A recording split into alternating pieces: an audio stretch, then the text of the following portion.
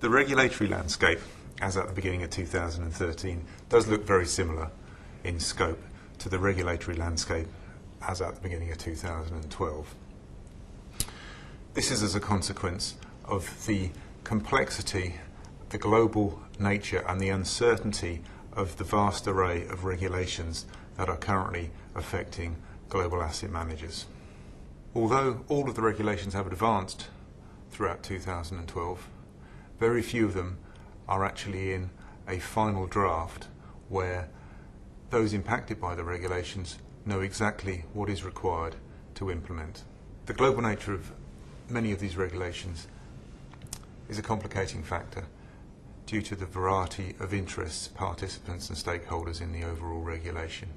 The delays mean that those impacted by the forthcoming regulations need to maintain a focus and resourcing levels to a timescale greater than they originally expected.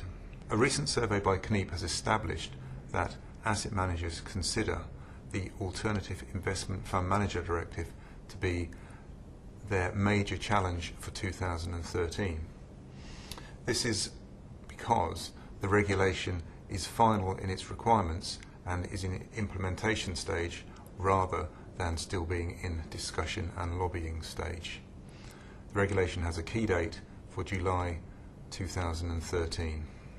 This regulation is intended to provide a single European market, introducing risk management and investor protection for the alternative investment fund industry. A prime example of a regulation that has not been finalised in 2012 and therefore carried into 2013 is FATCA, the American Tax Compliance Regulation. Although being introduced by the US government, the global nature of the regulation is causing complication. Currently, the US Treasury is talking to over 50 countries and jurisdictions about how they will work in conjunction with the United States and comply with the requirements of FATCA. Progress has been made with the introduction of the Intergovernmental Agreement. Here, the US are in discussion with over 50 countries and jurisdictions with respect to simplifying the process and facilitating exchange of client information. The UK and Denmark have already signed, and the likelihood is that others that are currently in discussion will follow suit. The pan-European nature of the regulation has resulted in lobbying due to the differing requirements and interpretations across the European region. Delays are inevitable, but currently the extent of the delay is uncertain. Until the regulations are finalised, the impacted firms cannot work towards implementing the necessary solutions. The danger with the delay is that there will be loss of momentum and loss of focus with respect to implementing the necessary changes. Changes to the regulatory requirements of the OTC derivative industry is being driven by the Dodd-Frank Act in the United States and the EMIR regulation in Europe. A fundamental requirement was for OTC derivatives to be centrally cleared and for this to commence in January 2013.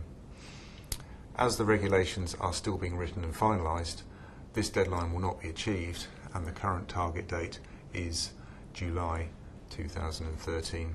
The impact of the delay is that firms cannot complete the necessary changes to their infrastructure until the regulation is finalised.